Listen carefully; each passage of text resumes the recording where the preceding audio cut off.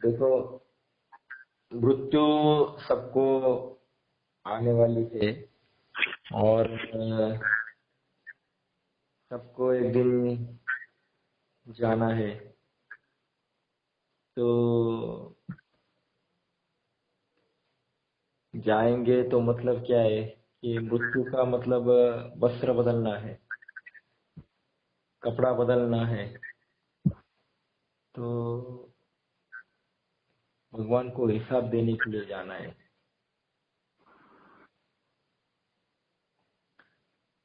तो जितना हो सके उतना अच्छा काम कर लेना, तो मृत्यु समय डर नहीं लगेगा। जीवन में अगर अच्छे कर्म किए होंगे तो मृत्यु समय डर नहीं लगेगा।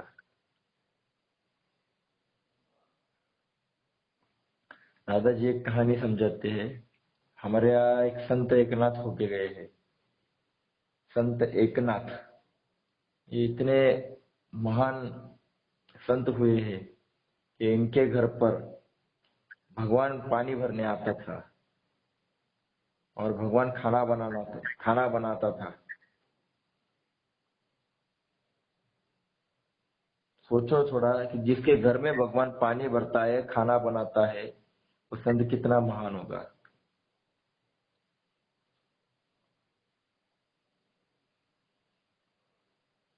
तो उसके बारे में बोलते हैं, श्री एकनाथ सदनी माधव जी सर्व काम करीतो, तो करे चंदन घासी गंगेचे पानी कावडी भरीतो। मतलब खुद सब पानी भर के लाता था, घर में काम करता था भगवान। क्योंकि ये भगवान का इतना काम करते थे तो इनके पास बहुत सारे लोग आते थे और इतनी सारी भीड़ रहती थी कि इनकी पत्नी को, और वो बोलते थे कि बिना खाना खिलाए किसी को छोड़ना नहीं। तो वो बेचारी दिन भर खाना बनाती थी पर कभी थकान नहीं आती थी उसको, कभी उसने नाराजगी नहीं व्यक्त की कि क्या है इतने सारे लोग आते हैं आपके। कभी नहीं, प्यार से खाना खिलाती थी सबको। संत एकनाथ जी को बहुत साथ देती थी भगवत कार्य में। तो ये देखकर भगवान खुद उनके घर पे काम करने आए थे। तो एक दिन क्या होता है कि संत एकनाथ जी का बारे में सबको पता था कि ये भगवान से बातें करते हैं, इनके अंदर बहुत सारी शक्ति है, ये जैसा बोले वैसा ही होता है। तो सबको ये मालूम था। तो उस दिन एक आदमी उनके घर आया और उनसे पूछा कि आप हर वक्त इतना मतलब फ्रेश कैसे दिखते हो, एनर्जेटिक कैसे दिखते हो, और आप इतना हंसते हो, अच्छा काम करते हो, ये आपको कैसे जमता है? और हम करने जाते हैं तो हमें नहीं जमता, तो ऐसा क्यों? तो एकनाथ जी बोले, तू एक काम कर, तू अभी जा और कल सवेरे आ जा, मैं तुझसे बात करूंगा। तो वो आदमी चला जाता है और दूसरे दिन सवेरे आ जाता है। तो एकनाथ जी कहते हैं, अरे आजा आजा आजा, बैठ जा, इधर मेरे सामने बैठ जा। मैंने कल रात तेरा ही चिंतन किया, तेरे बारे में ही सोचा और भगवान से भी बात की। तो मुझे ऐसा समझ में आ गया कि तू 7 दिन के बाद मरने वाला है। 7 दिन के बाद मरने वाला है। अब ये सुनने के बाद वो आदमी डर गया, क्योंकि उसको मालूम है कि जो एकनाथ जी कहते हैं वो होता है। और 7 दिन के बाद मरने वाला हूँ तो वो मरने वाला हूँ, क्योंकि एकनाथ जी बोले वो कभी झूठ नहीं होता है। तो उनका पैर छुआ, तुरंत निकला,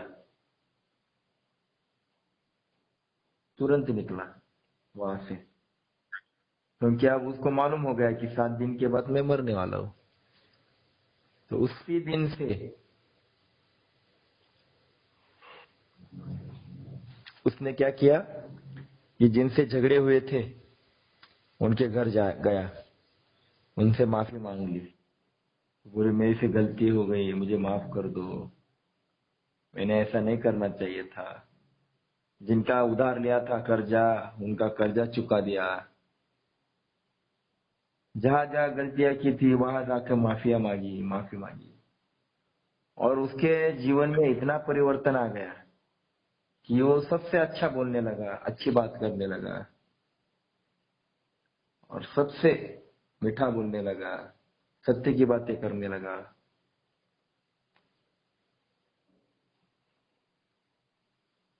क्योंकि उसको जाने का समय मालूम हो गया था। बोले जाने का ही है तो अब किसी से झगड़ा क्यों करूं, किसी का ब्याह कर्ज क्यों लेकर मरूं, किसी से बुराइयां क्यों करूं, सब अच्छा करने लगा। वो इतना अच्छा करने लगा कि उसको समझ में भी नहीं आया। प्यार से बात करने लगा, जितना दान कर सकता था दान किया, जितना सत्कर्म करना था उतना सत्कर्म किया। सभी लोग देखने लगे, अरे ये आदमी इतने कैसे बदल गया। तो ऐसा करते करते 7 दिन हो गए। और उसको डर लगने लगा कि अब मैं कल तो जाने वाला हूँ। और हो सकता है उतना उसने अच्छा काम किया, बहुत अच्छा काम किया। तो दूसरे दिन, मतलब 7 दिन, जैसे 7 दिन थे, अब उसको मालूम था कि मैं कल जाने वाला हूँ, 7 दिन के बाद मरने वाला हूँ। 7 दिन खत्म हो गए, रात हो गई, डर के मारे वो सो गया।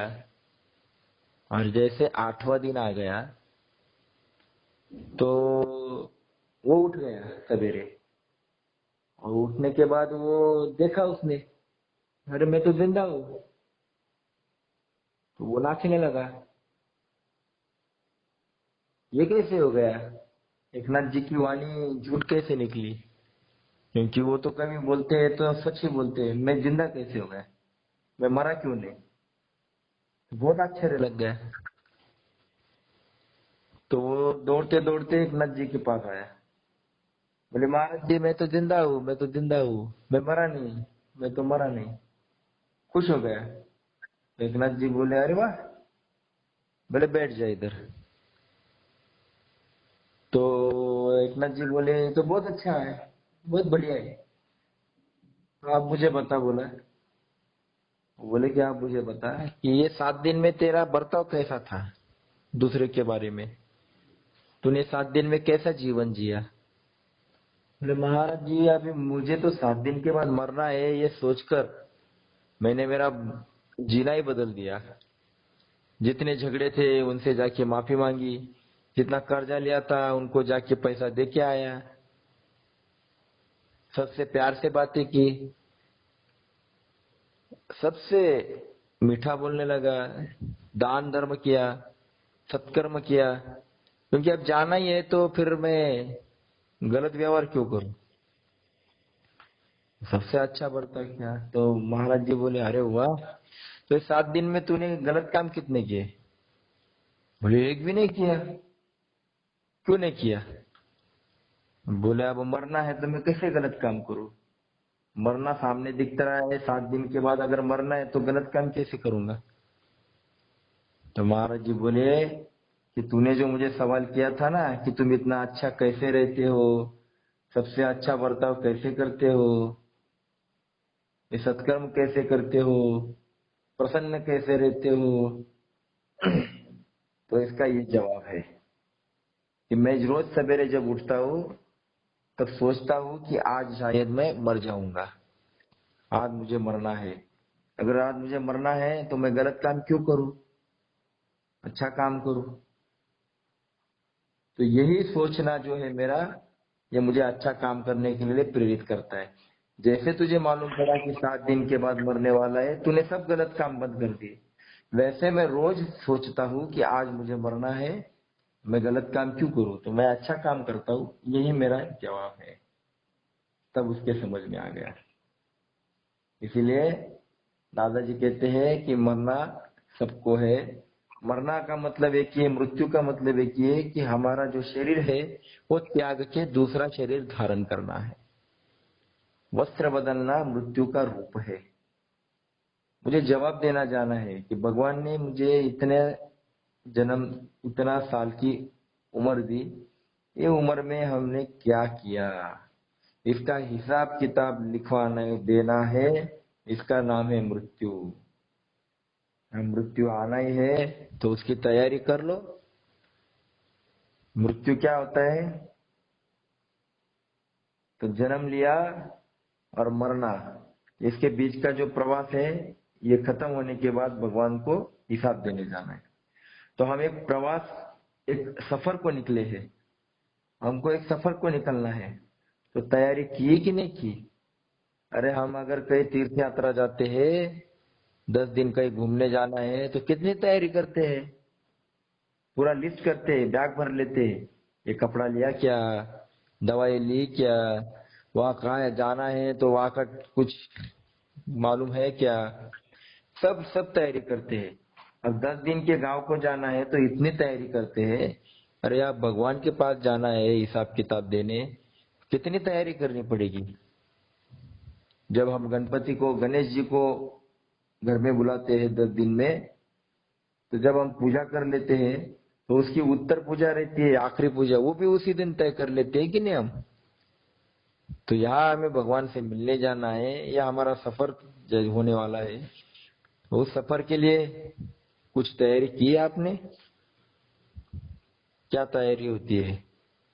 उसकी तैयारी ये होती है, या अच्छे सत्कर्म किए हमने, वो करो, वो करना है, लोगों को प्यार बांटना है, भगवान का विचार देना है और भगवान से जोड़ना है। ये तैयारी होती है। ये तैयारी संत महात्मा करते थे, इसलिए वो मरने से डरते नहीं थे। आज का इंसान मरने से डरता है, क्योंकि जब मरेगा तब भगवान सवाल करेगा, बोल तूने क्या काम किया। मैं कहूंगा मैंने अच्छा घर बांधा, मेरे बच्चों को पढ़ाई दी, मेरा घर परिवार अच्छा चलाया, तो भगवान कहेगा इसमें कौन सी बड़ी बात है, ये तो पशु जानवर भी करते हैं।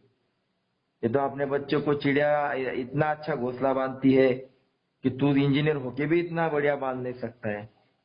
तो चिड़िया भी तो घर बांधती है, जानवर भी तो अपने बच्चे का संरक्षण करते हैं। तो आपने अलग क्या किया, जानवरों से अलग क्या किया? तो मैंने आपको जानवर से अलग जन्म क्यों दिया? तुझे कुछ अलग करना था, अच्छा करना था, वो किया। भगवान का काम जो करते हैं वो मृत्यु से नहीं डरते हैं। जब मास्टर जी कहते हैं स्कूल में कि पढ़ाई करके आना कल, अब जो बच्चा पढ़ाई करके आता है वो हंसते हंसते आता है, वो नहीं डरता है। पर जो पढ़ाई नहीं करता है वो जरूर डरता है। बराबर कि नहीं? वैसे जन्म दिया है भगवान ने, तो पढ़ाई कर लो, अच्छे कर्मों की, अच्छे विचारों की। तो दादाजी कहते आप भगवान का काम करोगे और ये सोच रखोगे कि मुझे आज मरना है, आज मैं मरूंगा, तो ये मृत्यु जो होता है ये मांगलिक होता है, ये अमांगलिक नहीं है, ये मांगलिक होता है। तो मृत्यु का अनुदर्शन करोगे तो मैं कभी गलत काम नहीं करूंगा, किसी की बुराई नहीं करूंगा, मैं अच्छा कर्म करूंगा। इसलिए जो भी हमारे पास है वो सब यही रहने वाला है। आने वाला है केवल निस्वार्थ कर्म। धनानि भूमो पशवश्य गोष्ठे भार्या गृहद्वारे जन स्मशाने देहाश्चिताया परलोक मार्गे कर्मानुगो गच्छति जीव एका। धनानि भूमो मतलब धन और आपने कमाई हुई भूमि, जमीन, जुमला, जात, घर, गाड़ी, बंगला, सब यही रहने वाला है। धनानि भूमो पशुस्य गोष्ठे भार्या गृहद्वारे जन स्मशाने, पत्नी जो आएगी दहेली तक। और जिन लोगों के साथ मैं इतना घूम रहा हूँ, मजा कर रहा हूँ, वो सिर्फ कंधा देने शमशान तक आएंगे। भार्या गृहद्वारे जन स्मशानी देहाश्चिता या परलोक मार्गे। जिस देह को हम इतना प्यार करते हैं वो केवल चिता तक आने वाला है, फिर मेरे साथ क्या आने वाला है? मेरे साथ सिर्फ कर्मानुगो गच्छति जीव कहा, मतलब अकेले कर्म हमारे साथ आने वाले हैं, अगले जन्म वो तय करते हैं। तो मेरा जन्म मैं तय करता हूँ। अगर मेरे कर्म अच्छे होंगे तो भगवान मुझे अच्छा जन्म देगा, पर कर्म अच्छे वही होते हैं जो भगवान को पसंद है। वो कर्म निस्वार्थ कर्म, स्वार्थ से भरा हुआ कर्म हमारे साथ नहीं आएगा। जो आएगा तो वो सत्कर्म आएगा। सत यानी भगवान को जोड़ने वाला। और ऐसे कर्म हम कितने कर रहे हैं, कितने लोगों को हम भगवान से जोड़ रहे हैं? तो ये कर्म करने के लिए मनुष्य देह मिला है, मनुष्य जन्म मिला है, इसलिए ये काम करना है। दादाजी ने पूरी जिंदगी भर यही काम किया, केवल एक जगह बैठकर सलाह नहीं दी, पूरी दुनिया में दादाजी गए, पूरी दुनिया में दादाजी ने भगवान का काम किया। तो ये जो काम है दादाजी का काम, भगवान का काम, ये हमें करना है। और जो भी मेरे आजू बाजू वाले जहां भी हम दे सकते हैं वहां हमें जाना है। डिवाइन ब्रदर समझ कर जाना है, भक्ति के माध्यम से जाना है। तो ये काम हमें करना है। के जय योगेश्वर।